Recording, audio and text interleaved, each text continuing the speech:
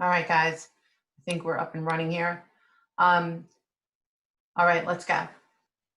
Good evening. It is Saturday, December 5th, 5:44 p.m., and my name is Valerie Lamp. I am hopefully going to reach a lot of you guys tonight on this very important issue. Our group, Voters for Voiceless, is a political action group who either gets behind re-elections of candidates who do good things for the animals, or we will support their opponents. Tonight, I'm speaking to you on a bigger issue than just the animals. This is really important, okay?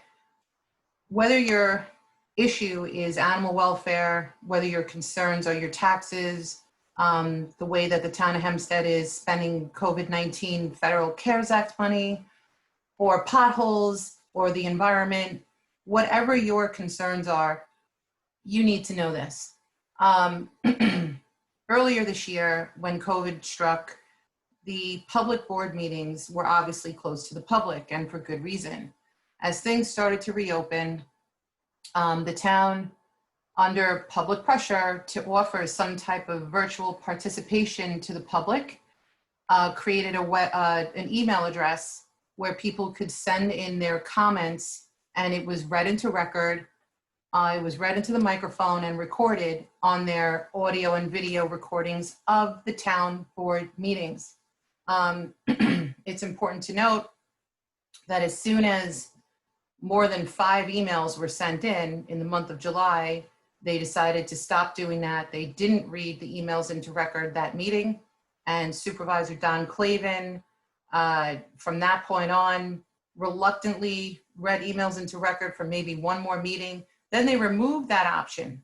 This is important. This is your constitutional right to engage with your local government and ask questions to your elected officials or just make statements. Following that, they did implement a virtual participation option, however, not for public comment. And it's confusing because, as you can see here, I'm on the home page of the website. It says here, click here for December 8th, 2020, public hearings participation instructions. But just so you guys know, public hearings are a small part of the calendar. They're typically at the beginning of the meetings, and they relate to, here are the upcoming public meetings. This is also on the website, public hearings rather. These are the items that are considered to be public hearings, okay? So you have a lot of bonds that are gonna be taken out for water districts. You have up the top, authorizing the town to sanitary district 6 to sell at auction a surplus motor vehicle, etc. The point is that the majority of people who show up or want to participate and be heard, they want to speak in a section of the meeting called miscellaneous. And this is where you can talk about anything that is on your mind. Okay, so why is this important? Because up until this coming Tuesday, each member of the public was given 3 minutes to speak, ask questions, etc. And now, the way that they ran it was for years and years and years. In fact, it used to be 5 minutes when Santino was supervisor, but then they changed that to 3 minutes. So they've already reduced your time by 40%. But now, so what used to happen was you would go up to the microphone, and let's say you had a question about TNR. So you could say, do you plan on reopening, the TNR program? And that takes 10 seconds of your talking time. Then somebody would typically respond, usually not giving a direct answer. But the point is that whoever's responding, whether it's a council person or the supervisor or a commissioner at the town, they would freeze your clock while they were speaking because you weren't speaking. So they weren't running down the clock because your talking time was frozen to allow someone to address your questions. Now, just notice this. I went to the Town of Hempstead website. I pulled up the upcoming board meeting documents. You can follow what I'm doing here. You go to meetings and hearings, and then you go to town board documents. This particular meeting coming up has 310 pages worth of documents.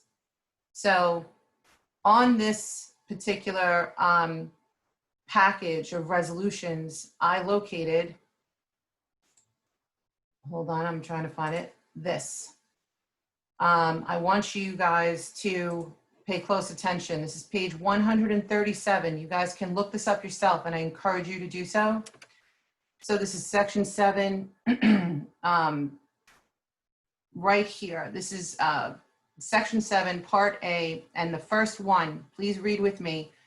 Persons shall be called upon to speak in an order to be determined by the presiding officer and shall limit their remarks to 3 minutes or less, comma, including time for responses during public comment. Let me read that again. Including time for responses during public comment. What does that mean? That means if you go, you take time out of your life, you physically go to town hall, because that's the only way they'll allow you to speak for public comment.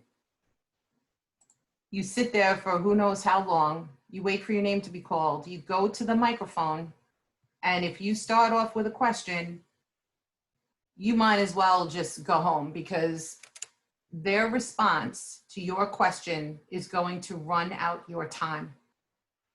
And additionally, they also have a habit of rudely interrupting people sometimes. And when they do that, not only do they derail your train of thought, but now it's going to count against your 3 minutes. It's going to run out your clock.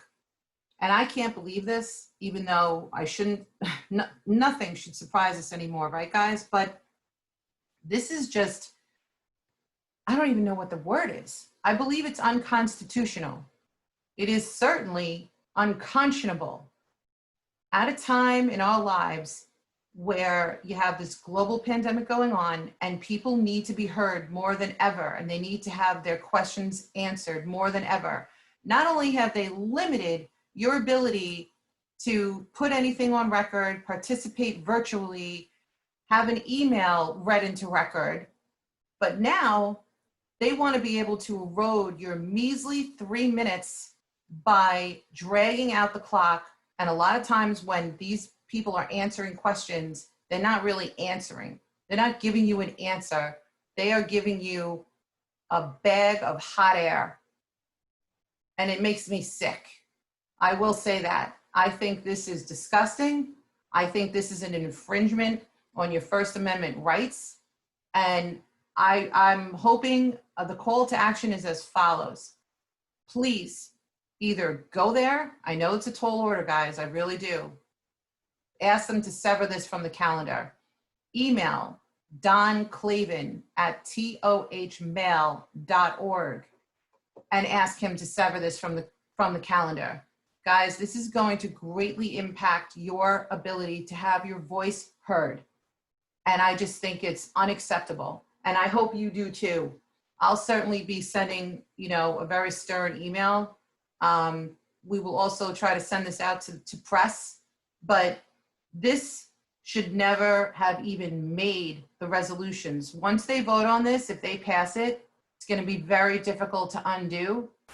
And then it's going to be like the wild, wild west, because if you go there and you try to speak and someone interrupts you, you're going to be done. And if you try to ask a question and you're not getting an answer, or someone decides to answer you for 2 minutes and 30 seconds, you have no time left. It probably is going to take 20 to 30 seconds to ask one question. This is just an atrocity. This is the antithesis of good government. And shame on Don Clavin. Shame on you for even having this on your calendar. It's a disgrace. All right, I'm posting this on Voters for Voiceless on Facebook, Twitter, and Instagram. And please share it. Please get involved. Please get mad. These are your rights that are being stomped on. And the other thing is I'm also going to post it on the Hempstead Town News page on Facebook. Guys, this is important. This is a big one. This affects everyone, not just the animal advocates. This affects every single person in the town of Hempstead, as well as every single advocate for whatever your cause is.